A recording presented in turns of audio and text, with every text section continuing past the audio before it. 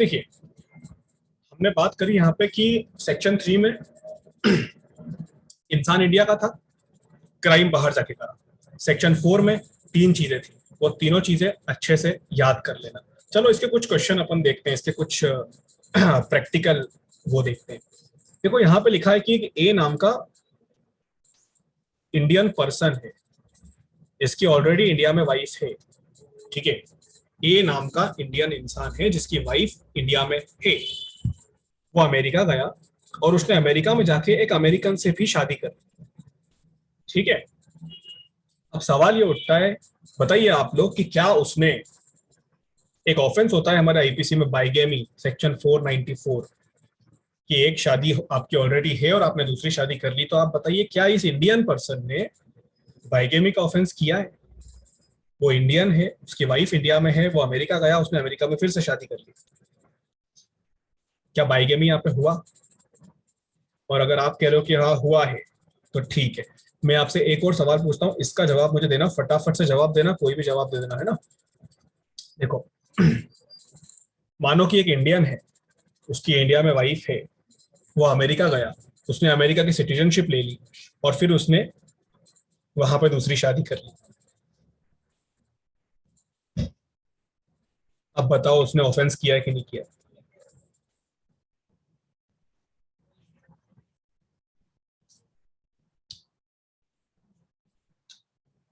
Anyone जिसको जवाब आता हो सोच लो, क्या हो सकता है जवाब इसका?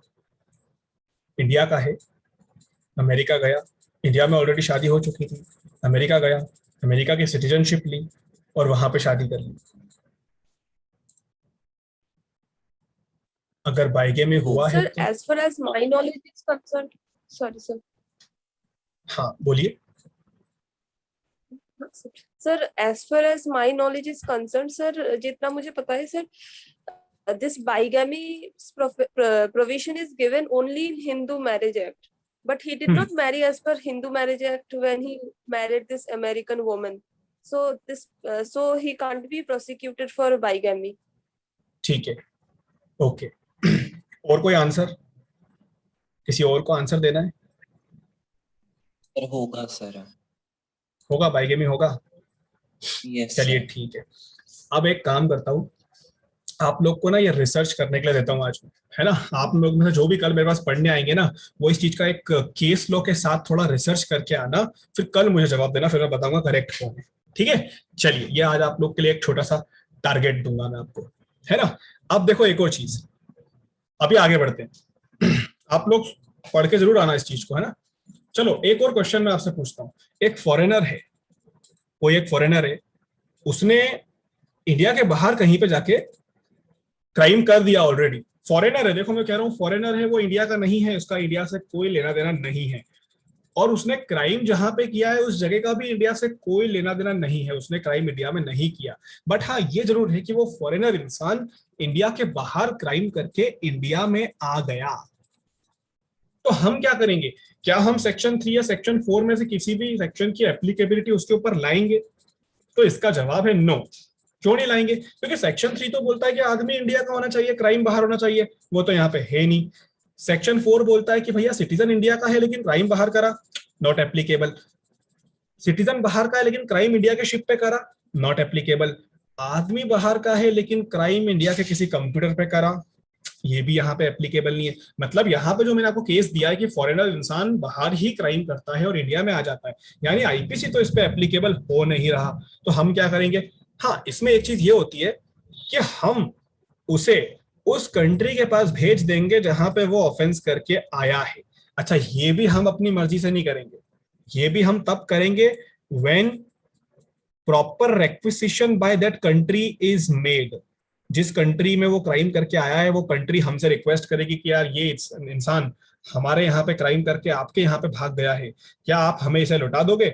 तो हम सोचेंगे कि लौटाना है कि नहीं लौटाना है। इसको कहते हैं extradition, and this is govern by extradition act of 1962। तो कभी ऐसा कोई क्वेश्चन आ जाए तो याद रखना कि इस पे आईपीसी की कोई एप्लीकेबिलिटी नहीं होती है, ये एक्स्ट्राडिशन का मैटर होता है, इसको एक्स्ट्राडिशन एक्ट गवर्न करता है। इसका एग्जांपल ये हो सकता है जैसे विजय माल्या अपने इंडिया का आदमी था, वो इंडिया में क्राइम करके फॉरेन कंट्री में भाग गया, तो हम उसको बुलाने के लिए जो कोशिशें कर रहे हैं उसको हम एक्स्ट्राडिशन बोलते हैं। हम उस कंट्री से रिक्वेस्ट कर रहे हैं जहां पे वो छुपा हुआ है, तो वो जो कंट्री है जिससे हम रिक्वेस्ट कर रहे हैं विजय माल्या को बुलाने के लिए, वो कंट्री उसके एक्स्ट्राडिशन एक्ट के अकॉर्डिंग काम करेगी, हमारे अकॉर्डिंग नहीं करेगी। अगर उनके एक्स्ट्राडिशन एक्ट में कोई प्रोविजन होता होगा लौटाने का, कुछ चीजें होती होगी, तो वो लौटाएंगे, नहीं तो हम कुछ नहीं कर सकते, बैठे हुए इंतजार कर रहे हैं। ठीक है, ये अपना सेक्शन 4 है। चलिए, ये चीज भी यहाँ पे कंप्लीट हो गई। अब देखो, इसमें फिर मैं आपसे कुछ क्वेश्चन पूछने वाला हूँ अभी, है ना। लेकिन अब की बार एक काम करना है, जो मैं क्वेश्चन आपसे पूछूंगा, देखो मैंने इसके आंसर ऑलरेडी लिख रखे हैं आप लोग के लिए, तो फिर भी आप दिमाग तो लगाना। एक इंडियन सिटीजन है, उसने इंडिया के बाहर क्राइम किया है which was not an offense according to the laws of that country, will he be liable in India? देखो, इंडिया का सिटीजन है ना, इंडिया का सिटीजन है, इंडिया के बाहर जाके ऑफेंस किया। अच्छा, उसने इंडिया के बाहर जो ऑफेंस किया, वो जिस कंट्री में किया वहां पे वो ऑफेंस नहीं है, बट इंडिया में है, इंडिया में वो ऑफेंस है। तो सवाल ये है, क्या वो इंडिया में लायबल होगा? तो इस चीज को पहले तो समझ लेना कि बोलना क्या चाह रहा है। वो सिटीजन इंडिया का है, ऑफेंस इंडिया के बाहर किया है, और ऑफेंस जो किया है वो जिस कंट्री में किया वहां पे वो ऑफेंस है ही नहीं। तो क्या ये इंसान इंडिया में लायबल होगा या नहीं?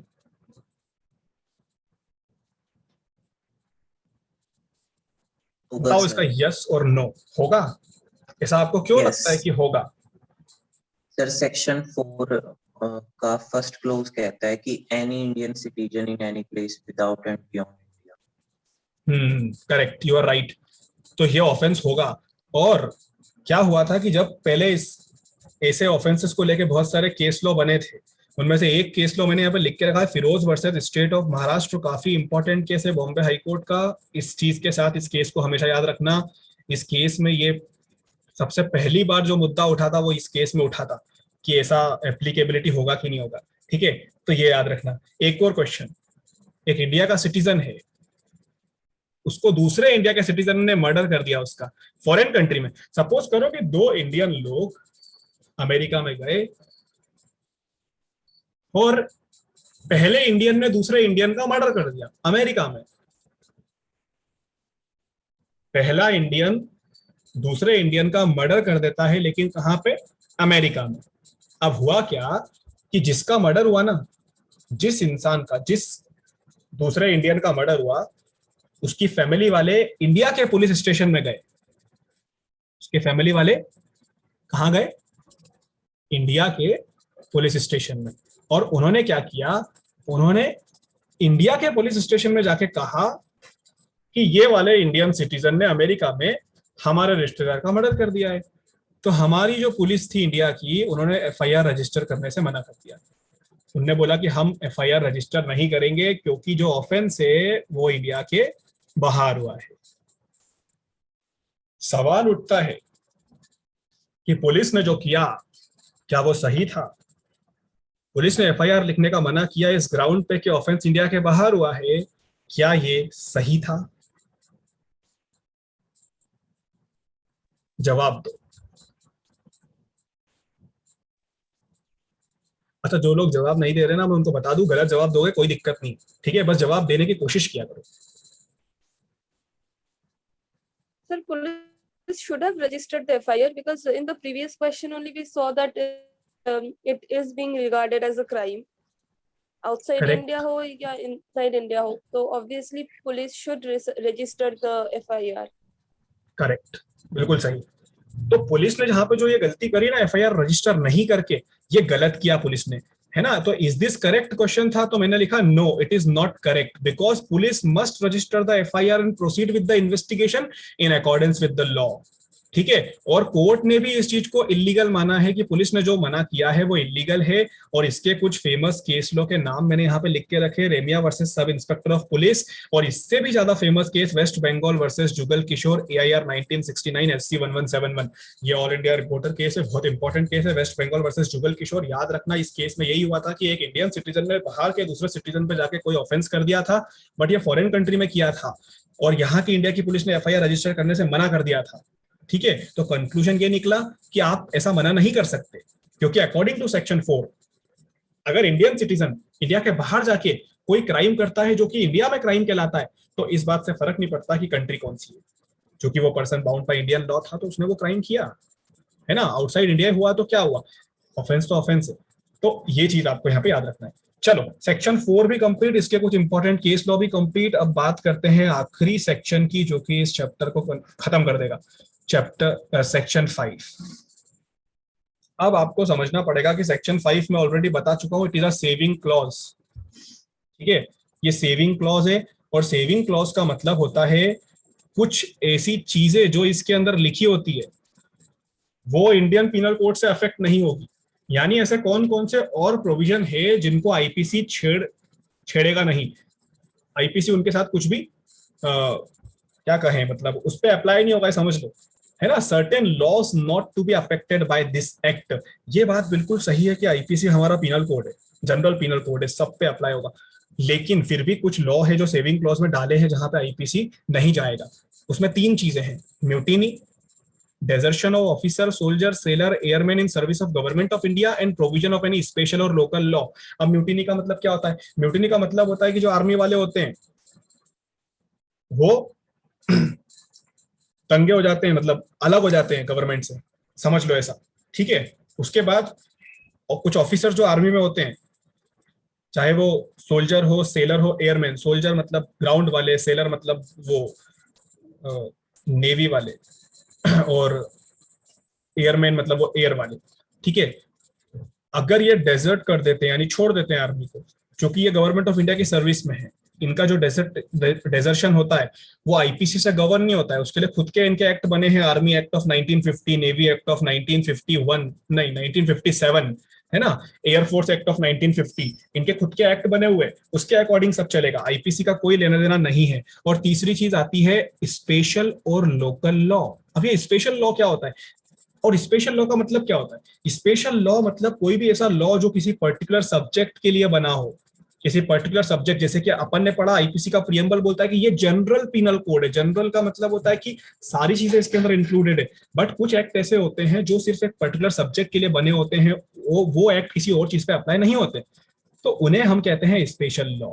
अब क्या होता है कि कोई भी वर्ड जो होता है ना किसी भी कोड में यूज होता है, उसका कोई ना कोई जाके मुद्दा बनाता है सुप्रीम कोर्ट में।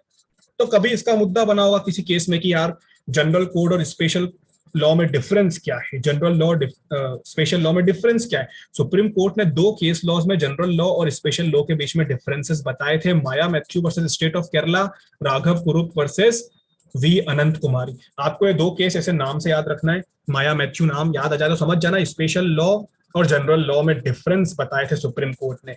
मैं डिफरेंस आपको ऊपर ऊपर से बता देता हूं। स्पेशल लॉ मतलब कि किसी पर्टिकुलर सब्जेक्ट के लिए उस लॉ के अंदर उस पर्टिकुलर सब्जेक्ट के अलावा और कुछ नहीं होगा, लेकिन जनरल लॉ में बहुत सारी चीजें होगी। ठीक है, उसके अलावा स्पेशल लॉ जिस पर्टिकुलर सब्जेक्ट के लिए बनता है वो पर्टिकुलर सब्जेक्ट पे कोई भी दूसरा जनरल लॉ अप्लाई नहीं होगा। ठीक है, क्योंकि वो स्पेशल लॉ उसी के लिए बना है तो सिर्फ वही उस पर एप्लीकेबल होगा, है ना। ऐसे करके कुछ 1-2 डिफरेंसेस सुप्रीम कोर्ट ने और भी बताए थे जो कि बड़े बेसिक है, बट फिर भी केस लॉ में आपसे कभी पूछा जाए तो आपको इस चीज को याद रखना पड़ेगा। ठीक है, चलिए अब ये चीज यहाँ पे हमारी कंप्लीट हो गई। इसी के साथ जो चैप्टर 1 था वो यहाँ पे कंप्लीट हो गया। ठीक है, अब चैप्टर 1 वैसे तो सेक्शन बहुत कम थे, बट फिर भी हमें इसको पढ़ने में टाइम बहुत लगा क्योंकि हमने इसको बहुत डिटेल में पढ़ा है ना।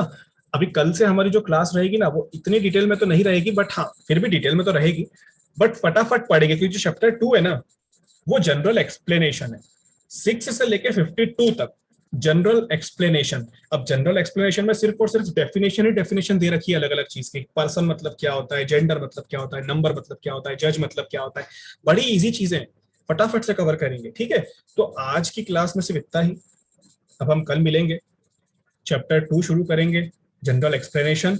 आज जो मैंने पढ़ाया है उसको एक बार रिवाइज कर लेना, क्योंकि आज जो चीजें पढ़ी ना उसके अंदर से एग्जाम में क्वेश्चन बहुत सारे बन जाते हैं।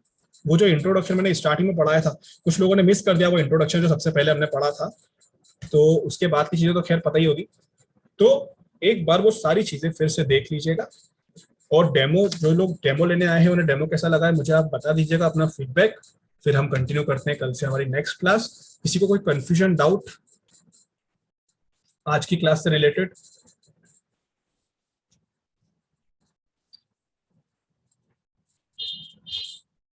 How to read bare act? Sir हाँ पूछिए। Sir can you go to the first slide, like एकदम सबसे पहले आप जो दिखाए थे। सबसे पहली स्लाइड, ओके। Yes sir. ये सबसे पहली थी, ये वाली इंट्रोडक्शन वाली।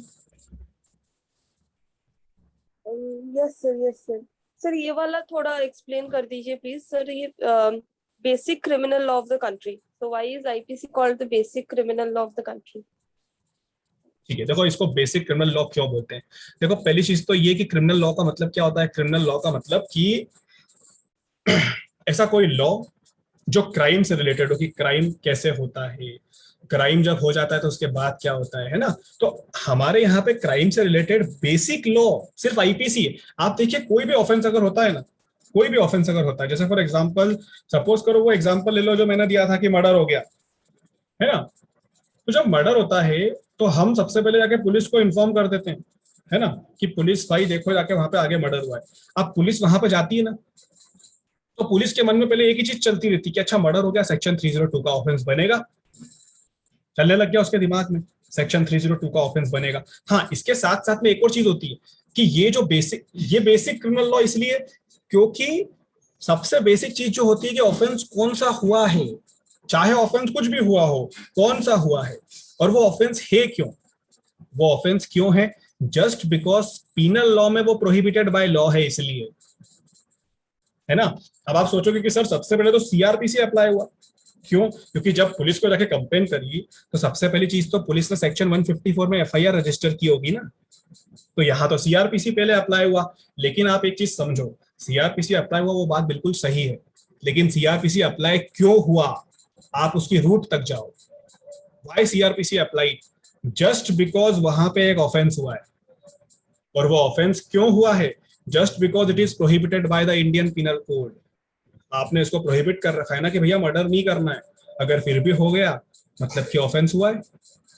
तो पहले तो अप्लाई आईपीसी हुआ ना, कि आईपीसी ने किसी चीज को करने का मना किया था, आपने वो कर दिया, तो ये बेसिक क्रिमिनल लॉ कहला गया। हाँ, इसको सपोर्ट करता है सीआरपीसी, इसको चलाने में हेल्प करता है सीआरपीसी, ठीक है, इसीलिए इसको basic criminal law of the country बोलते हैं। उसके अलावा आपको ऐसा और कोई सा इंडिया का ऐसा और कोई क्रिमिनल लॉ नहीं मिलेगा जो इतने सारे ऑफेंसेस को एक साथ डिफाइन करेगा।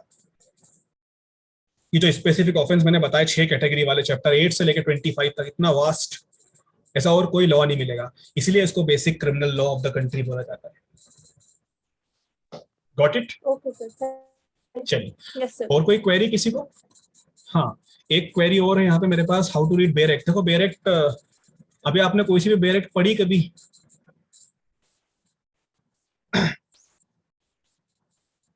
अगर नहीं पढ़ी तो ओके। तो देखिए बेयर एक्ट को पढ़ने का कॉन्सेप्ट बड़ा सिंपल होता है कि जैसे मैं भी आपको कहा था कि बेयर एक्ट निकाल के बैठो, जैसे जैसे मैं आपको एक्सप्लेन करूंगा, जो भी सेक्शन में आपको एक्सप्लेन करूंगा, आपको उसी वक्त बेयर एक्ट के अंदर वो प्रोविजन रीड करना है, ठीक है। उससे क्या होगा कि आप बेयर एक्ट की जो लैंग्वेज होती है ना उसको समझना शुरू करोगे। और एक और चीज बता दूं, ये हमेशा याद रखना कि एक बेयर एक्ट को पढ़ के या पहली बार बेयर एक्ट को पढ़ के कभी भी ये मत सोचना कि आप बेयर एक्ट पढ़ने में मास्टर हो जाओगे। आपको बेयर एक्ट पढ़ना तभी आएगी जब आप कम से कम 3 से 4 बेयर एक्ट पढ़ लो, है ना। तो अभी आप मेरे साथ साथ आईपीसी पूरा कंटिन्यू करोगे ना, तो मैं आपको बेयर एक्ट में इतना मतलब मास्टर बना दूंगा। क्योंकि मेरी बैच जो लोग पहले से अटेंड कर रहे हैं, जैसे कुछ स्टूडेंट हैं जो बहुत पहले से अटेंड कर रहे हैं, उनने सब बेयर एक्ट से ही सीखा है, वो अभी तक बेयर एक्ट पढ़ने में मास्टर हो गए, है ना। तो बेयर एक्ट पढ़ने का सिंपल तरीका है कि उसको पढ़ो, पढ़ते जाओ बस। शुरुआत में थोड़ी हेल्प आप बुक की ले सकते हो बेयर एक्ट पढ़ते पढ़ते, बट ये है कि बुक की हेल्प ज्यादा मत लेना, वरना क्या होगा कि बुक से समझ जाओगे तो बेयर एक्ट के प्रोविजन पढ़ोगे नहीं, है ना। तो पहले तो बेयर एक्ट के जो सेक्शंस होते हैं ना उनको पढ़ना शुरू करो। इसमें बहुत सारे ऐसे टर्म्स होते हैं, जैसे कि कुछ कुछ टर्म्स ऐसे होते हैं जो आपको परेशान करते होंगे, नॉट विद स्टैंडिंग, ऐसे ऐसे टर्म्स आते हैं। तो अभी धीरे धीरे जब मैं आपको समझाऊंगा ना तो आपको वो टर्म्स समझ में आने लग जाएंगे, और फिर आपको बेयर एक्ट की लैंग्वेज भी समझ में आने लग जाएगी। और अगर हिंदी समझ में आती हो तो जो बेयर एक्ट है वो डिग्लॉप वाली ले लो, जो इंग्लिश में प्रोविजन दिए होते हैं उसको थोड़ा हिंदी में भी पढ़ के देखो कि वो क्या कहना चाह रहा है, ठीक है। ऐसे करके बेयर एक्ट पढ़ना आप सीख जाओगे। अदरवाइज यूट्यूब पे मेरा एक रिकॉर्डेड लेक्चर रखा हुआ है, मैं आपको उसकी लिंक भेज दूंगा, बेरेक कैसे पढ़ते हैं उसमें लिखा है, आप उसको देख लेना। फिर भी नहीं आया तो मुझसे फिर पूछ लेना, मैं आपको बता दूंगा, ठीक है, क्योंकि बहुत वास्ट टॉपिक है वो, है ना। तो मैं आपको बताऊंगा ये टॉपिक जरूर। अभी थोड़े दिन पहले आप पढ़ो, बेरेक देखोगे आप कैसे पढ़ रहा हूं मैं, तो आप धीरे धीरे खुद समझते जाओगे, है ना। चलिए, और कोई डाउट हो किसी को तो आप पूछ सकते हैं, अदरवाइज हम कल मिलेंगे और फिर आप लोग कल भी पूछ सकते हैं जैसा आपको ठीक लगे, ठीक है। बाकी जो लोग भी डेमो लेके जा रहे हैं जरूर मुझे बताइएगा कि हाउ वाज द डेमो, ठीक है। चलिए, मिलते हैं कल, तब तक के लिए आप लोग पढ़िए। Okay, thank you so much. Thank you, sir.